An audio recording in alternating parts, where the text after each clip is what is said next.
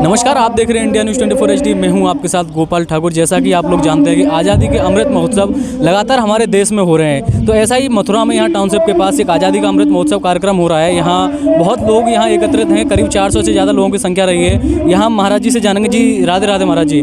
क्या नाम है आपका? दास का नाम है सतानंद और मैं वृंदावन रहता हूँ और श्री बिहारी जी कृपा है कि हमें ब्रज प्राप्त है और भगवान की ही कृपा से आज हम लोग स्वतंत्र भारतवर्ष में एकत्रित हो रहे हैं और अपने वीर जवानों को, क्रांतिकारियों को, जिन्होंने अपने खून और पसीने को एक करके इस राष्ट्र को सींचा है और उनके सिंचन से ही आज ये उर्वरा भूमि विकसित हो रही है, इसका वृक्ष बढ़ रहा है और उसके साक्षी हैं हम लोग। आज ये संघ के द्वारा, स्वयं से संघ के द्वारा जो आज ये राष्ट्रव्यापी कार्यक्रम आज़ादी का अमृत महोत्सव मनाया जा रहा है, ये कहीं ना कहीं एक पूरे राष्ट्र के युवाओं को, वृद्धों को, बालकों को, बालिकाओं को संदेश दे रहा है और उनके हृदय में क्रांति की ज्वाला पैदा कर रहा है कि आप जागें, अपने इतिहास के पन्नों को पलटें और देखें कि हम आज जिस स्वतंत्र राज्य में बैठे हैं ना, हम आराम से खा पी रहे हैं, पढ़ रहे हैं, लिख रहे हैं, ये हमारे क्रांतिकारियों के बलिदान का परिणाम है जो हम सब आप एकत्रित बैठे हुए हैं। इस कार्यक्रम का उद्देश्य इतना ही है। यहाँ पर लोग इकट्ठा हो रहे हैं, मंचों से डॉक्टर साहब आदि जो प्रमुख गण थे सबने उद्बोधन किया। इतनी ही बात कही है कि सभी लोगों को बताया जाए, बच्चों को बताया जाए कि भाई महाराणा प्रताप, आज़ाद चंद्रशेखर आज़ाद जी ने, भगत सिंह जी ने, लक्ष्मीबाई ने, सबने कितना घनघोर परिश्रम किया है, कितना परिश्रम किया राष्ट्र के लिए। हम लोग भी अपने इतिहास को पढ़ें, शास्त्रों को पढ़ें, जागरूक हों और ऐसा अध्ययन अध्यापन करने के बाद अपने राष्ट्र के लिए कुछ करें। शास्त्र भी पढ़ें और शस्त्र भी साथ में रखें। क्यों? शास्त्र हमें मोक्ष की ओर, आत्म कल्याण की ओर ले जाता है, परंतु शस्त्र कहीं ना कहीं हमारी उन्नति, राष्ट्र के संरक्षण के लिए, माता पिता, छोटे भाई बंधु सबकी रक्षा के लिए शस्त्र होता है। इसलिए हम सभी से आह्वान करेंगे, सभी से निवेदन करेंगे, कटिबद्ध हो, एकजुट होकर के समाज में एकत्रित हो। अगर हम इकट्ठा रहेंगे तो कोई भी विधर्मी आदताई हमें तोड़ नहीं सकता, विखेर नहीं सकता, अलग नहीं कर सकता। महाराज जी, लव जिहाद को लेकर और धर्म परिवर्तन को लेकर आप क्या कहना चाहोगे? देखो, हम एक बात कहेंगे, लव जिहाद या धर्मांतरण के ऊपर। देखो, जिस व्यक्ति को अपने धर्म पर विश्वास नहीं है वही किसी दूसरे धर्म को चुनता है। भाई, हनुमान जी यदि तुम्हें मुक्ति नहीं दे सकते, अगर राम जी तुम्हें मोक्ष नहीं दे सकते, तो तुम पूरे ब्रह्मांड में कहीं चले जाओगे, तुम्हें मुक्ति नहीं मिलेगी, तुम्हारा कल्याण संभव नहीं होगा।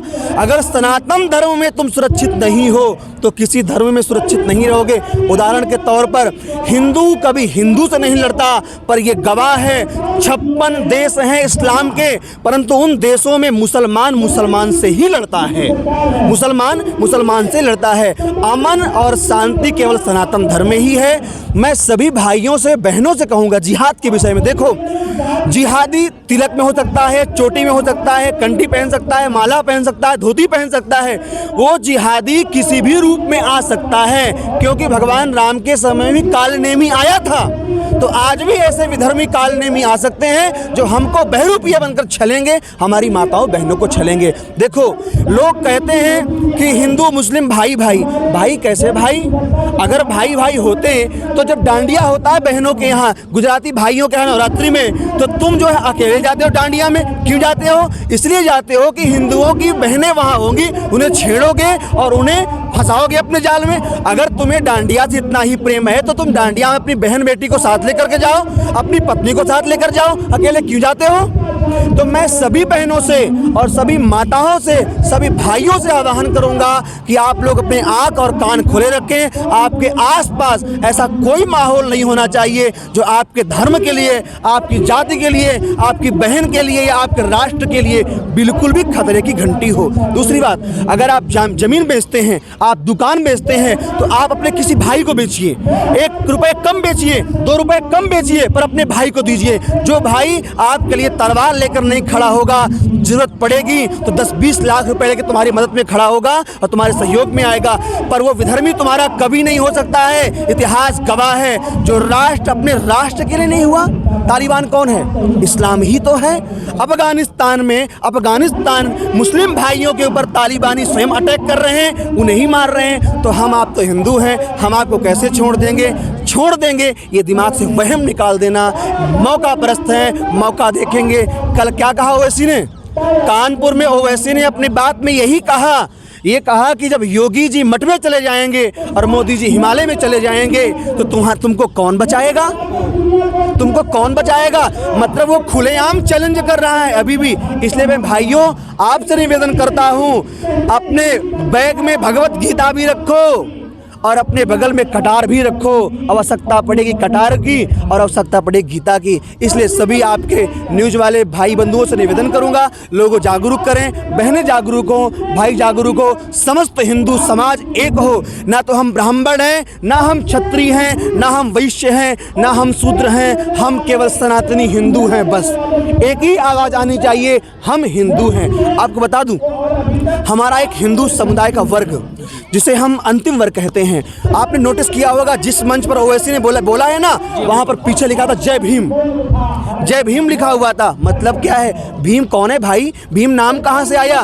भीम उर्दू अल्फाज तो नहीं है। अरे भीम हमारे 5 पांडवों के मझले पुत्र हैं, वो भीम हैं। और उस मंच पर चढ़ करके तुम हिंदुओं को ललकार रहे हो। तो जय भीम वाले समुदाय के भाइयों से कहेंगे, आप लोग बहकावे में नहीं आइए। आप हिंदू हैं, अनादि हिंदू हैं। ये राजनेताओं ने समय समय भड़काया है आपको, आपने अपना धर्म छोड़ा है। इसलिए आप सभी पुरानी बातों को भूलिए और नया युग है, नए युग में आइए, सबका सहयोग लीजिए और अपने राष्ट्र के उत्कर्ष में लगिए। इसी के साथ जय श्री राम। बहुत बहुत धन्यवाद महाराज जी ने अभी हमको बताया जैसे हिंदू धर्म को लेकर वो बोले। और यहाँ पर हमारे साथ जो यहाँ मुख्य अतिथि के रूप में आए थे वो भी मौजूद हैं। जी क्या नाम है आपका? मैं डॉक्टर रंजीत चौधरी हूँ, मनोचिकित्सक। जी, तो आपका क्या कहना रहेगा आज़ादी के अमृत महोत्सव को लेकर? मैं सबसे पहले स्वयंसेवक संघ के सभी स्वयंसेवकों को बहुत बहुत धन्यवाद देना चाहूँगा जो पूरे देश में इस तरह का आयोजन किया जा रहा है। कहीं न कहीं हमारे बच्चे या हम सब लोग जो हमारे भूलते जा रहे हैं अपने, जिन्होंने हमें आज़ादी दिलाई थी, उन लोगों को भूलते जा रहे हैं। तो ऐसे आयोजनों से हम बच्चों को मनोबल बढ़ा सकते हैं, उनको बताएंगे कि हमारे जो वीर योद्धा थे उन्होंने देश की आज़ादी में कितना बड़ा योगदान दिया है। और आज भी हमें कहीं न कहीं इस उनके योगदान को याद करना चाहिए और भविष्य में हमें उसी पथ पे आगे बढ़ना चाहिए। हम कभी भी गुलाम नहीं थे, लेकिन क्या हुआ, यहाँ के लोगों ने हमें की गद्दारी कारण हम गुलाम बनते गए।